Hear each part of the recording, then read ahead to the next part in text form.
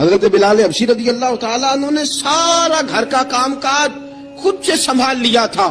ایک دن غائب ہو گئے حضرت بلال اذان دے کے, فجر کی اذان دے کے. ایک دن فجر کی اذان دے کے غائب نہیں ہونا چاہیے. کیا خیال ہے آپ کا؟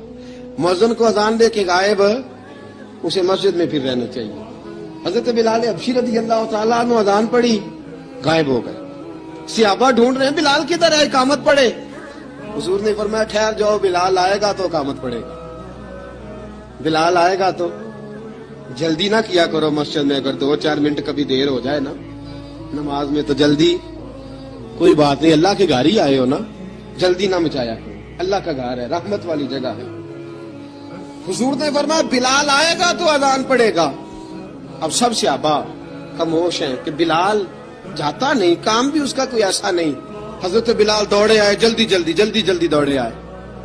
رسول پاک صلی اللہ علیہ وسلم نے سوال ہی نہیں کیا کہ بلال تو کدھر سے آیا. فرمایا آ گئے ہو؟ حضور آ گیا ہوں. پڑھو اقامت, پڑھو اقامت. پڑھی, جماعت ہو گئی. اب صحابہ کرام علیہم رضوان حیران ہے کہ حضور نے پوچھا ہی نہیں اور بلال آیا بھی دیر سے. حضرت جناب سیدنا صدیق اکبر, جناب مقداد, جناب سلمان فارسی, چند صحابہ نا حضرت بلال کو لے کے, کون ہے بلال, تو کدھر تھا؟ راز کی کوئی بات ہے جو بتاتا نہیں, کدھر تھا؟ حضرت بلال رضی اللہ تعالیٰ عنہ کی آنکھوں میں آنسو آ گئے, رو پڑے. کہ بلال کوئی گہری بات ہے, بتا معاملہ کیا ہے, روتا کیوں ہے؟ حضرت بلال حبشی رضی اللہ تعالیٰ عنہ فرمانے لگے جب حضرت خدیجۃ الکبریٰ گھر میں چکی پیستی تھی, تھک جاتی تھی نا, تو میں مدد کرایا کرتا تھا. کتنے دن بیت گئے, جب فجر کی اذان دینے کے لیے گزرتا ہوں تو حضرت فاطمہ الزہرا کے بچے روتے ہوتے ہیں. فرمایا میں نے حضرت فاطمہ کو گود میں کھلایا ہے, مجھے اپنے محبوب کی شہزادی سے بڑا پیار ہے. کئی دنوں سے حضور کی خدمت میں عرض کر رہا تھا یا رسول اللہ کو مہربانی فرمائیں. حضور نے رات پیغام بھیجا ہے سیدہ فاطمہ کو کہ بلال جب آئے تو پردہ کر کے اندر چلی جایا کر. حضرت بلال فرماتے ہیں اذان دے کے گیا تھا حضرت فاطمہ کے گھر, میں نے کہا محبوب کی بیٹی ذرا پردہ کر لے, تو بچوں کو دودھ پلا, میں تیری چکی پیس دیتا ہوں. حضرت بلال حبشی کی آنکھوں میں آنسو رو رو کے بتلاتے ہیں. فرمایا سیدہ طیبہ طاہرہ حضرت فاطمہ الزہرا, میرے حبیب نے پتہ کیا فرمایا؟ فرمایا جس نے فاطمہ کو راضی کیا اس نے تو مجھے راضی کیا ہے. حضرت سیدنا بلال حبشی فرماتے میں نے چکی پیسی اور میں تمہیں کیا بتاؤں, میرے محبوب کی بیٹی نے مجھے بڑی ہی دعائیں دی ہیں, انہوں نے مجھ پر بڑا ہی اظہار محبت فرمایا ہے. فرمایا میں آذان سے لے کر جماعت تک لوگ تسبیحاں رولتے ہیں, لوگ قرآن کی آیات کی تلاوت کرتے ہیں, آذان سے لے کر جماعت تک لوگ مختلف قسم کے اذکار میں مشغول ہوتے ہیں. فرمایا میرا ذکر سنو, میری تلاوت سنو, میرا وظیفہ سنو. میں آذان سے لے کر جماعت تک محمد عربی کی بیٹی کی خدمت کرنے چلا جاتا ہوں. رسول پاک صلی اللہ علیہ وسلم کی شہزادی کی چکی پیس کے آیا. حضرت بلال نے اس انداز میں, بدر کی جنگ لگ گئی, بدر کا مارکا, حضرت بلال کے ہاتھ میں تلوار ہے, کہا میں لڑوں گا, پورا جہاد کروں گا. امیہ بن خلف جو بڑا مارا کرتا تھا نا, وہ دوڑ رہا تھا اپنے بیٹے کو لے کے. آگے کچھ صحابہ کھڑے تھے, وہ قریب سے گزرنے لگا. حضرت بلال نے فرمایا ذرا پکڑنا امیہ کو, یہ مجھے مارا کرتا تھا, ذرا پکڑنا, نہ جانے نہ دینا. امیہ کو صحابہ نے روکا. حضرت عبد الرحمن ابن عوف نے پکڑ کے ایک زور سے گھونسا مارا, ادھر جا کے گرا. حضرت بلال تلوار لے کے کھڑے ہیں امیہ کے سر پہ. کہا امیہ میں تجھے نہیں کہا کرتا تھا اللہ میرے مصطفیٰ کو بڑی عزتیں عطا فرمائے گا؟ میں تجھے نہیں کہا کرتا تھا کہ خدا ہمیں غلبہ دے گا؟ هو الذی ارسل رسولہ بالہدی ودین الحق لیظہرہ علی الدین کلہ. میں نہ کہا کرتا تھا کہ اللہ اس دین کو ہر دین پہ غلبہ دے گا, اور میں دیکھ اللہ نے ہمیں عزت دے دی, دیکھ تو ذلیل کر دیا گیا. حضرت بلال نے مارا, گردن اڑا دی. حضرت ابوبکر صدیق پیچھے دیکھ رہے تھے, دوڑے ہوئے آئے, کہا بلال مبارک ہو, بلال مبارک ہو, آج تو تیرے سارے بدلے پورے ہو گئے. حضرت بلال نے سجدہ شکر ادا کیا. میرے دوستو بڑی باتیں ہیں جناب بلال کی کرنے والی. یہ وقت ساتھ نہیں نہ دیتا کسی کا, یہ رک جاتا ہے, یہ کہتا ہے کہ بس اب رک جاؤ, وقت ہو گیا آگے گزرنے کا. حضرت بلال حبشی رضی اللہ تعالیٰ عنہ رسول پاک کا وصال ہوا نا, حضرت بلال نے منہ سے لفظ ہی کوئی نہیں ادا کیا. کسی نے اپنا دکھڑا کسی انداز میں سنا لیا. حضرت عمر نے کہا, جس نے کہا حضور وصال کر کے گردن اڑا دوں گا. حضرت عثمان غنی نے کہا خبردار کوئی مجھے آ کے نہ بتائے کہ مصطفیٰ وصال کر گئے. حضرت علی المرتضیٰ رضی اللہ تعالیٰ عنہ نے فرمایا نہ بھائی میرے مصطفیٰ پر تو موت آتی ہی نہیں جس طرح آپ لوگوں پہ. سب لوگوں نے اپنے اپنے اظہار کر لیے نا. بلال نے کسی کو دکھ بتایا ہی نہیں. ایک کونے میں بیٹھ کے نا حضرت بلال اکیلے آنسو بہاتے رہے, کسی کو بتایا ہی نہیں, اکیلے روئے. ایک شخص کہنے لگا یار بلال بولتا نہیں, کہا نہ بلاؤ اسے. عصر کی نماز کا وقت ہوا نا تو وہ بلال جو کعبے کی چھت پہ بغیر سیڑھیوں کے چڑھ گیا تھا, وہ بلال جو کعبے کی چھت پہ بغیر کسی سہارے کے چڑھ گیا تھا, اس بلال کو کہا کہ بلال چڑھ ذرا آذان پڑھ مسجد کی چھت پہ چڑھ جا. حضرت بلال کئی بار چڑھے اور کئی بار گرے, کئی بار چڑھے اور کئی بار گرے.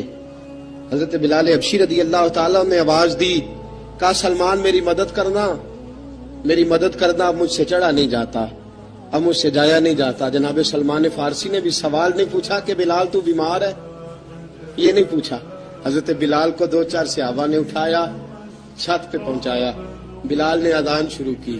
جب کہا نا اللہ اکبر اللہ اکبر, وہ آواز جس میں بڑا سوز ہوتا تھا, بڑی درد, بڑی بلندی ہوتی تھی, بڑا جوش خروش ہوتا تھا, آج وہ آواز دب گئی. جب بلال نے کہا نا اشہد ان لا الہ الا اللہ, حضرت بلال رضی اللہ تعالیٰ عنہ نے تھوڑی دیر روک کے سانس لیا. جب کہا نا اشہد ان محمد رسول اللہ, جو سارے چپ کھڑے تھے نا ان میں سے ایک بابا رو پڑا, جس کا نام ابو بکر صدیق تھا.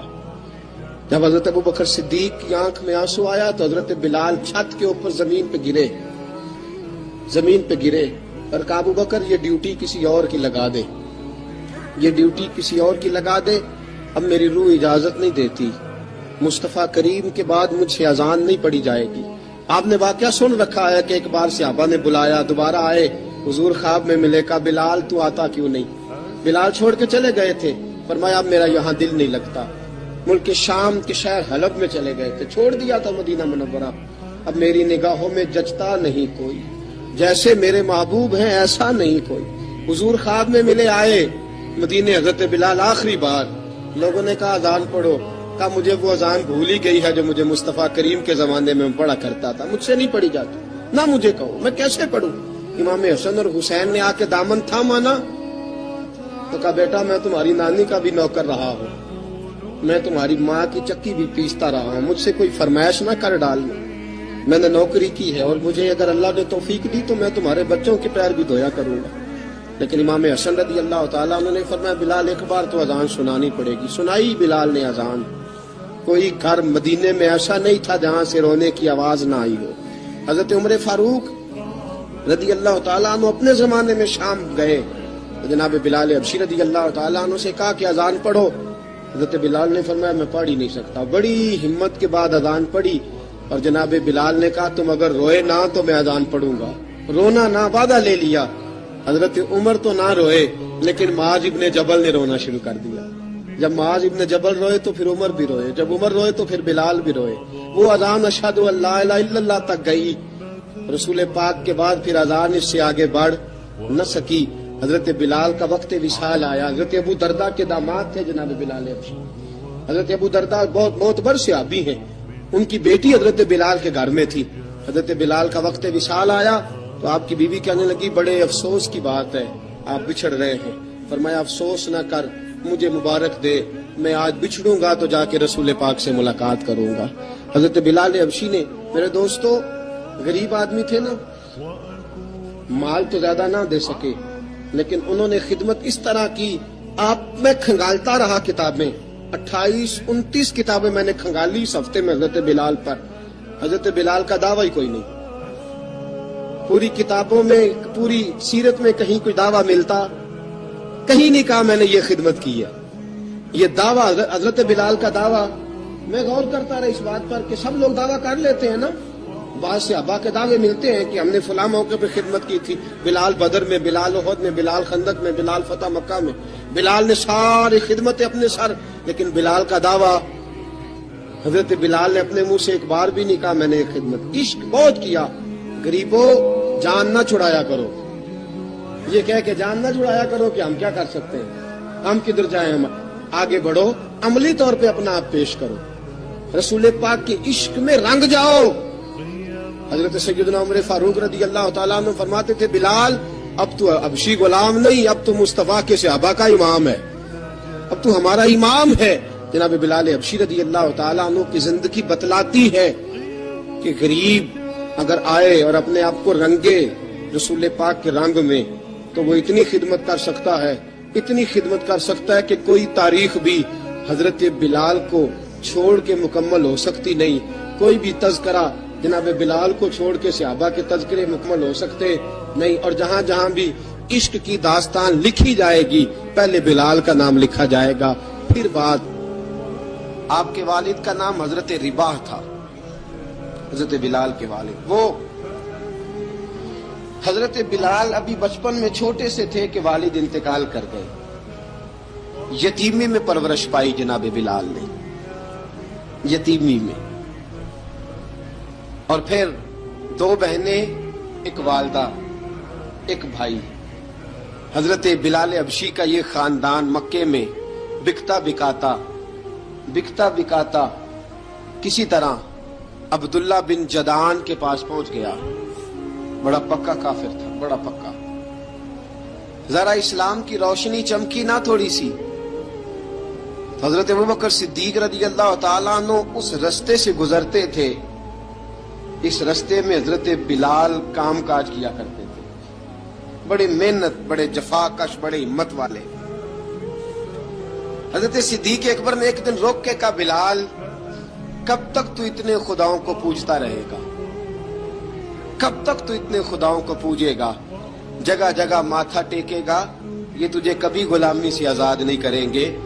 میں تجھے ایک دروازہ بتلاتا ہوں، اگر تو اس دروازے پہ آئے گا تو وہ تجھے مکے کی گلی سے اٹھا کے کعبے کی چھت پہ کھڑا کر دیں گے. گلی ہے میرے پاس، دامن مصطفیٰ سے جو بھی لپٹا وہ یگانہ ہو گیا، جس کے حضور ہو گئے اس کا زمانہ ہو گیا. حضرت بلال حبشی رضی اللہ تعالیٰ عنہ کو بات بتلائی. سلیم الفطرت آدمی تھے، سنجیدہ آدمی تھے، اچھا مزاج رکھتے تھے، فہم و فراست رکھتے تھے. جناب بلال نے کلمہ پڑھ لیا. کلمہ پڑھ کے نا تو سب لوگوں نے کہا، بہت سارے لوگوں نے اپنا اسلام چھپا کے رکھا ہوا تھا. 2 واقعات ایسے ہوئے کہ حضرت بلال کا اسلام ظاہر ہو گیا. کسی کام سے بت خانے بھیجا عبداللہ ابن جدعان نے. بت خانے گئے تو لگے ہوئے تھے بت، کتار اندر کتار، بتوں کی کتاریں بنی ہوئی تھی. حضرت بلال نے مٹی اٹھائی اور بتوں کے منہ پہ مار کے کہنے لگے، جو اپنا چہرہ صاف نہیں کر سکتے وہ کسی کو نفع نقصان کیا پہنچائیں گے. جو لوگ دیکھ رہے تھے انہوں نے آ کے عبداللہ ابن جدعان کو بتایا، کہا تیرا غلام ہے اور تو بہت بڑا سردار بنتا ہے، تیری عزت خاک میں مل جائے گی. کسی کو پتا چل گیا کہ عبداللہ کا غلام مسلمان ہو گیا. عبداللہ بن جدعان نے راتوں رات امیہ بن خلف سے بات کی اور امیہ سے کہا، یار یہ غلام لے لو، مفتی لے لو. بتایا نہیں امیہ کو، بتایا نہیں کہ مسلمان ہو گیا. امیہ نے لے لیا. امیہ بڑا سخت آدمی تھا، بڑی طبیعت میں سختی پائی جاتی تھی. اللہ اکبر. لیکن یہ محبت اور عشق یہ چھپائے چھپتے نہیں، اور مسلمان اپنے اسلام کا اظہار کیے بغیر رہ سکتا. ایک واقعہ اور رونما ہو گیا. حضرت بلال پھر ظاہر ہو گئے. ہوا کیا؟ حضرت عمار بن یاسر رضی اللہ تعالیٰ عنہ، مکے کے سارے کافر کٹھے ہو کے غریب آدمی کو مار رہے ہیں. غریب آدمی کو جب اندر انسان کے چور ہوتا ہے تو بڑا سے بڑا آدمی بھی بزدل ہو جاتا ہے. جب اندر چور بیٹھ جائے نا تو بڑے سے بڑا آدمی بزدل ہو جاتا ہے، اور جب اندر صفائی ہو تو غریب سے غریب آدمی بھی بہادر ہو جاتا ہے. حق پہ ہونا چاہیے، سچا ہونا چاہیے، پھر بہادر ہو. حضرت عمار بن یاسر رضی اللہ، ایک غریب آدمی، مکے کے سارے سردار مکے کے چوک میں کٹھے اور ایک دیوار کے ساتھ کھڑا کیا ہوا ہے حضرت عمار بن یاسر کو، اور کوڑے مار رہے ہیں. زور زور سے کوڑے حضرت عمار بن یاسر رضی اللہ تعالیٰ عنہ کے بدن پہ لگتے ہیں. وجود لہو لہان ہے. حضرت عمار بن یاسر کو پتا تھا کہ بلال بھی مسلمان ہو گئے، لیکن ان کا خیال تھا کہ یہ کسی کو بتلائے نہ تو ہی بہتر ہے. امیہ بن خلف آیا، سخت دھوپ تھی. جب کوڑے مار مار کے تھک گیا نا، ابو جال نے بھی مارا، ابو لہب نے بھی مارا، ابو سفیان نے بھی مارا، ابو البخ